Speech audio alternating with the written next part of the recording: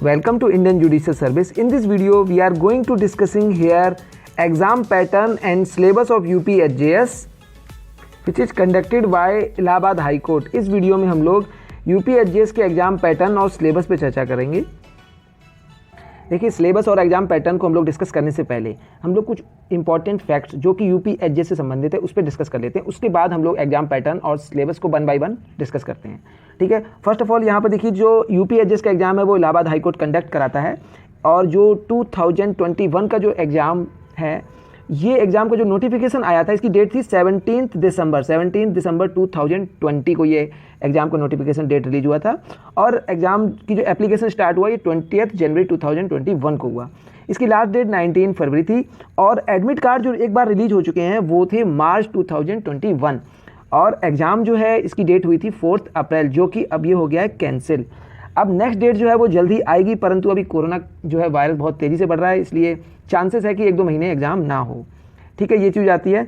अब नेक्स्ट चीज़ पे आते हैं कि इस वैकेंसी में जो है एज क्राइटेरिया क्या है। तो फर्स्ट ऑफ ऑल यहाँ पर जो है 98 टोटल वैकेंसीज थी, जिसमें कि 45 जो वैकेंसी अनरिजर्व्ड यानी जनरल कैंडिडेट्स के लिए हैं, और यहाँ पर जो है 23 प्लस यहाँ पर जो उसमें 4 वैकेंसी जो है वो बैकलॉग वैकेंसी है। वहीं अगर एससी की वैकेंसी देखी जाए तो ये 18 है, जिसमें 7 वैकेंसीज जो हैं वो बैकलॉग हैं, और एसटी के लिए यहाँ पर 8 है, और टोटल पोस्ट हो जाती है यहाँ पर 98।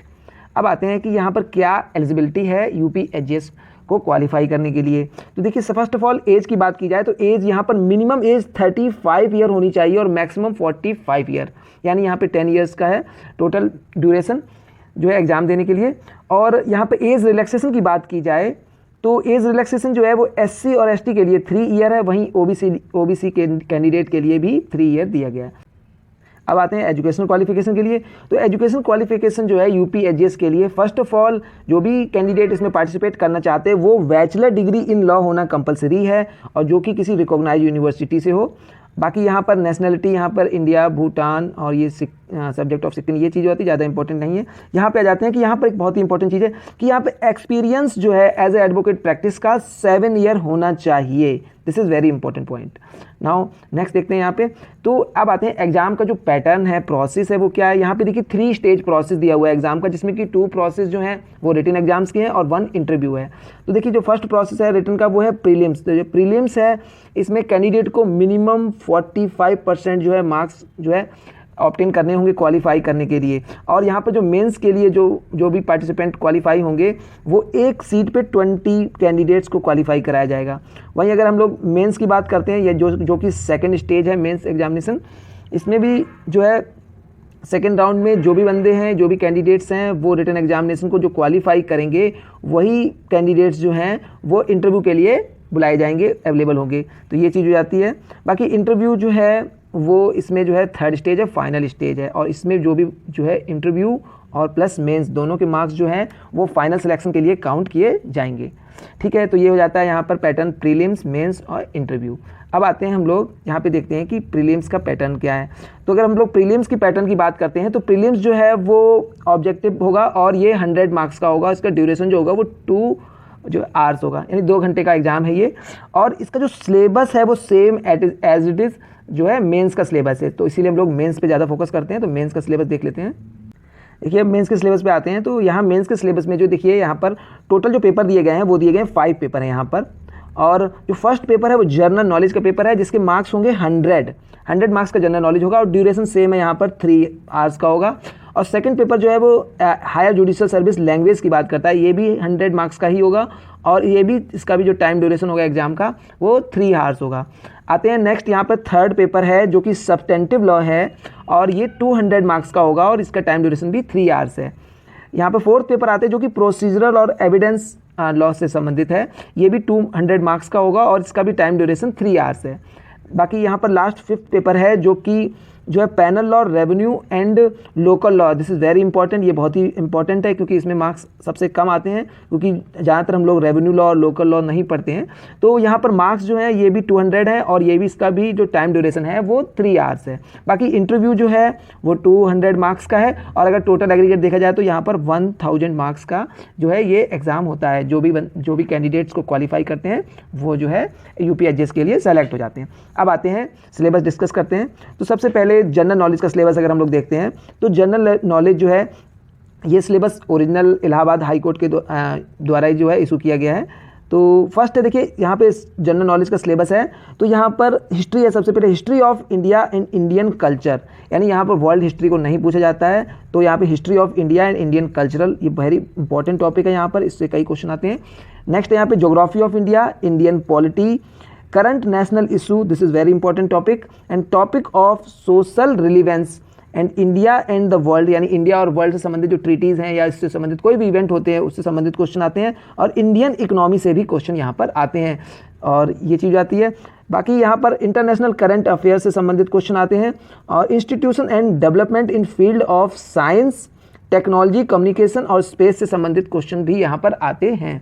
तो ये हो जाता है यहाँ पर हमारा सिलेबस जो है वो जनरल नॉलेज का। Now come to the second paper related to English language. So देखिए यहाँ पर जो इंग्लिश लैंग्वेज का सेकंड पेपर है, इससे पहले थोड़ा सा जीएस के पेपर की जो स्टैंडर्ड है उसके बारे में बात करते हैं। देखिए जो स्टैंडर्ड है और नेचर है जीएस के पेपर का, जनरल नॉलेज के पेपर का, जीके का पेपर का, तो वो जो है सिंपल, यानी कोई educated person will be able to answer without any specialize study, मतलब कोई भी सामान्य एजुकेटेड व्यक्ति विदाउट एनी स्पेशलाइज स्टडी के भी उन प्रश्नों का उत्तर दे सकता है। तो सिंपल सी बात है कि ज़्यादा कठिन पेपर नहीं होता है जनरल नॉलेज का। अब आते हैं इंग्लिश का। तो इंग्लिश के लिए जो है इंग्लिश का पेपर ये 100 मार्क्स का होगा, और ड्यूरेशन सेम है यहाँ पे 3 आवर्स के लिए होगा, और इसमें 4 क्वेश्चन होते हैं। देखिए पहला यहाँ पे है ऐसे to be writing in English, यानी एक निबंध लिखना होगा सभी को इंग्लिश में, और जिसके मार्क्स होंगे 30 मार्क्स। देखिए ये जो हम यहाँ पे डिस्क्राइब कर रहे हैं सिलेबस, ये ओरिजिनल नोटिफिकेशन है इलाहाबाद हाई कोर्ट का, और अगर किसी को ये नोटिफिकेशन चाहिए तो कमेंट बॉक्स पे कमेंट जरूर कीजिए। अगर आप कमेंट करेंगे तो हम इस नोटिफिकेशन को टेलीग्राम पे अपलोड कर देंगे, ठीक है। तो ये नेक्स्ट हो जाता है यहाँ पे सेकंड में कि इंग्लिश प्रीसी राइटिंग यहाँ पे करने को दी गई है, वो भी 30 मार्क्स की होगी। उसके बाद जो है क्वेश्चन 4 है, ये यहाँ पर जो है translation of passage from Hindi to English, यानी वहाँ पे एक पैसेज दिया होगा हिंदी का जिसको आपको इंग्लिश में ट्रांसलेट करना है, जो कि होगा 20 मार्क्स का। और नेक्स्ट जो क्वेश्चन होगा यहाँ पर वो translation of passage from English to Hindi, यानी कि इंग्लिश का एक पैसेज दिया होगा, पैरा दिया होगा, उसको हिंदी में ट्रांसलेट करना है, अनुवाद करना है, और ये भी 20 मार्क्स का होगा। तो क्लियरली यहाँ पर ये हो जाते हैं 100 मार्क्स, तो इंग्लिश का पेपर हो जाता है 100 का। अब आते हैं हम लोग लॉ के, यानी लॉ का जो फर्स्ट पेपर है और पेपर नंबर 3 जिसको कहा जाएगा, ये है सब्टेंटिव लॉ। सब्टेंटिव लॉ में यहाँ पर this paper will be 200 marks का होगा, और सेम ड्यूरेशन यहाँ पर 3 आवर्स की होगी। जो question set will be restricted to be filled covered by, तो यानी इन ये पेपर, यानी ये एक्ट इसमें होंगे सब्टेंटिव लॉ में। तो कौन कौन से एक्ट होंगे? फर्स्ट है यहाँ पे लॉ ऑफ कॉन्ट्रैक्ट होगा, पार्टनरशिप एक्ट होगा यहाँ पे, और law of concerning the easement and tort होगा, और law related to transfer of property and including the principle of equity specifically applicable there to, यानी ट्रांसफर ऑफ प्रॉपर्टीज से संबंधित क्वेश्चन होंगे जिसमें लॉ ऑफ इक्विटी स्पेसिफिकली वहाँ पर जुड़ा हुआ होगा। बाकी यहाँ पे principle of equity with special reference to the law of trust से संबंधित क्वेश्चन होंगे, और स्पेसिफिक रिलीफ से संबंधित क्वेश्चन होंगे, और यहाँ पर पर्सनल लॉ में दोनों Hindu law and Muslim law दोनों ही यहाँ पर आएंगे। और लास्ट है कॉन्स्टिट्यूशनल लॉ। देखिए कॉन्स्टिट्यूशनल लॉ है ये, देखिए पेपर जो है ये 200 मार्क्स का है, बट इसमें जो 50 मार्क्स हैं वो है कॉन्स्टिट्यूशनल, मतलब ये सारे एक्ट जो होंगे 150 मार्क्स के होंगे, और कॉन्स्टिट्यूशनल लॉ अकेला यहाँ पर 50 मार्क्स का होगा। तो ठीक है, ये बात क्लियर हो जाती है सब्टेंटिव लॉ की, पेपर नंबर 3 लॉ का पेपर फर्स्ट। अब आते हैं हम लोग पेपर नंबर 4, और यहाँ पर जो लॉ का पेपर है ये सेकंड है, प्रोसीजरल एंड एविडेंस लॉ। तो ये भी पेपर सेम 200 मार्क्स का होगा, और इसका जो ड्यूरेशन है ये भी यहाँ पर 3 आवर्स का है क्लियरली। और यहाँ पर जो सिलेबस रिस्ट्रिक्टेड किया गया, तो सिलेबस क्या है देखते हैं। सबसे पहले यहाँ पे लॉ ऑफ एविडेंस आ जाता है, क्रिमिनल प्रोसीजर कोड यानी CRPC आ जाता है, और लास्ट यहाँ पर जो है सिविल प्रोसीजर कोड, तो ये जो है यहाँ पे आ जाते हैं। अब देखते हैं कि इसमें है क्या क्या। तो सबसे पहले इसमें जो दिया गया है वो यहाँ पर प्रिंसिपल ऑफ प्लीडिंग, यानी जब हम प्लीडिंग करते हैं जिसमें कि WS और प्लेंट्स आते हैं, उनके क्या प्रिंसिपल हैं, क्या सिद्धांत हैं, वो यहाँ पर आपको याद करने हैं, और वो लिखने रहेंगे। यहाँ पर लिखने के लिए आता है कि क्या क्या सिद्धांत है, क्या क्या रूल्स फॉलो करने चाहिए अच्छी प्लीडिंग करने के लिए। तो ये हो जाता है। तो question set will relate the mainly practical matter as framing of charge and issue. तो जब हम यहाँ पर जजमेंट राइटिंग करने के लिए भी आता है, और जो है framing of charge and issues को एज अ प्रैक्टिकल, मतलब आपको एक इलस्ट्रेशन टाइप का दे दिया जाएगा कि ए ने ऐसा किया, बी ने ऐसा किया, तो आपको एक प्रैक्टिकल क्वेश्चन दिया जाएगा, और उसके अनुसार आपको जो है फ्रेमिंग ऑफ चार्ज यहाँ पर करना होगा, और इशू क्रिएट करने होंगे। उसी के बिहाफ पर आपको आगे जजमेंट राइटिंग भी दी जा सकती है। तो ये चीज़ आती है यहाँ पे। The method of dealing with evidence ठीक, एविडेंस ऑफ विटनेस। तो यहाँ पर जो मेथड दिया गया कि एविडेंस एग्जामिनेशन ऑफ विटनेस है, और यानी जो एविडेंस विटनेस के एविडेंस कैसे लिया जाएगा, क्या मेथड उपयोग किया जाएगा, वो सब चीज़ें आ जाएंगी। और क्लियरली यहाँ पे देखिए नेक्स्ट दिया है judgment writing for session trial, appeal, revision. तो यहाँ पे जजमेंट राइटिंग इन्हीं तीनों में दिया जाएगा, यानी आप सेशन ट्रायल के लिए भी जजमेंट राइटिंग आ सकता है, अपील में भी आ सकता है और रिवीजन में भी आ सकता है। और the conduct of a cases generally but will not be restricted to them. तो ये जनरली रिस्ट्रिक्टेड मतलब ऐसा जरूरी नहीं कि सिर्फ यही, इसके सिवा भी कुछ आता है, यानी सिलेबस यहाँ पे बहुत ब्रॉड है और ये देखने की चीज़ रहेगी कि, और आपको ये नहीं कि एक सीमित दायरे में सोचना होगा, यहाँ पे क्वेश्चन जो है वो इनसे बाहर भी खिंच सकता है और उस यानी अपने सोच समझ के अकॉर्डिंग इसको करना होगा। तो ठीक है, यहाँ पे सबसे इंपॉर्टेंट यहाँ पे जजमेंट राइटिंग के क्वेश्चन आने बहुत ही ज़्यादा संभावित है, आते ही हैं, क्लियर बात है। तो ये हो जाता है प्रोसीजरल लॉ। अब आते हैं हम लोग यहाँ पे लोकल लॉ और पैनल लॉ की बात करें तो देखिए ये पेपर जो है लॉ का थर्ड पेपर है, मोस्ट इंपॉर्टेंट पेपर है। इसमें मार्क्स अक्सर बहुत ही कम आते हैं स्टूडेंट के, क्योंकि लोकल लॉज को हम लोग रेगुलर नहीं पढ़ते हैं, तो ये वीकनेस है सर जनरली लॉ स्टूडेंट्स की। तो देखिए this paper will be 200 marks का पेपर होगा ये भी, और ड्यूरेशन यहाँ भी 3 आवर्स की है, सेम थिंग है यहाँ पे। और देखते हैं यहाँ पे सिलेबस कितना कवर करता है। तो सबसे पहले इंडियन पैनल कोड, देखिए इंडियन पैनल कोड है, और क्लियरली जो इंडियन पैनल कोड के क्वेश्चन हैं वो यहाँ पर जो है 50 मार्क्स के हैं, यानी 50 मार्क्स जो है वो इंडियन पैनल कोड आएगा, आईपीसी आएगा, और रिमेनिंग 150 मार्क्स जो है वो अदर लोकल लॉ से आएंगे। ठीक है, उसमें भी सबसे इंपॉर्टेंट मोस्ट इंपॉर्टेंट है यहाँ पर उत्तर प्रदेश रेवेन्यू कोड। देखिए यहाँ पर सिलेबस ध्यान रखिए, उत्तर प्रदेश रेवेन्यू कोड, कहीं कहीं अभी आप वेबसाइट पे चेक करेंगे नोटिफिकेशन में तो वहाँ पे यूपी जेडे लिखा हुआ है, तो वो अब सिलेबस से हट गया है। अब यहाँ पर उत्तर प्रदेश रेवेन्यू कोड 2006 जो है थर्ड पेपर लॉ में जोड़ दिया गया है। तो उत्तर प्रदेश अर्बन बिल्डिंग्स भी इसमें आ जाता है, जिसमें कि हम लोग रेंट कंट्रोल एक्ट कहते हैं इसको। तो यहाँ पे लेटिंग रेंट एंड इविक्शंस ऑफ एक्ट 1972 भी इसमें शामिल है। और इसमें म्युनिसिपालिटी एक्ट, देखिए म्युनिसिपालिटी एक्ट में हमको 2 चीज़ों के लिए पढ़ना रहेगा, पहला नगर पंचायत और नगर पालिका, इसमें नगर निगम नहीं आता है, तो म्युनिसिपालिटी एक्ट जो है वो पढ़ना है। बाकी उत्तर प्रदेश पंचायती राज अधिनियम यानी एक्ट ये भी पढ़ना है। और यहाँ पर कंसोलिडेशन ऑफ होल्डिंग एक्ट यानी जो चकबंदी अधिनियम है उसको भी लोकल लॉ में पढ़ना है। और UP urban planning and development act, इससे भी ये भी एक अच्छा एक्ट है, इससे भी क्वेश्चन आते हैं और काफ़ी ईजी रहता है इसको तैयार करना। बाकी together with rule framed under aforesaid, यानी इन एक्ट्स में जो रूल्स एंड फ्रेम दिए उनको भी तैयार करना रहेगा। तो ये चीज़ हो जाती है पेपर थर्ड, जो कि panel law and revenue law and local law से संबंधित है। तो रेवेन्यू लॉ स्पेशली यहाँ लिख दिया, तो क्लियरली यह बात है कि लैंड रेवेन्यू कोड जो है इससे अधिकतर क्वेश्चन आने की संभावना रहती है, तो बिल्कुल इसको अच्छे से तैयार कीजिए। तो ये चीज़ आता है। तो इसी के साथ जो है यहाँ पर हमारा जो मेंस का सिलेबस है वो कंप्लीट हो जाता है।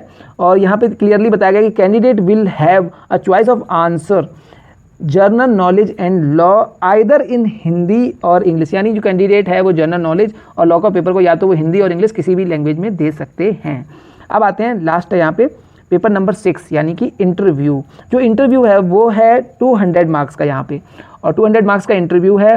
और यहाँ पे suitability of a candidate for employment in UP higher judicial service will be tested with reference to his merit, given due regard to his ability, character, personality and physique।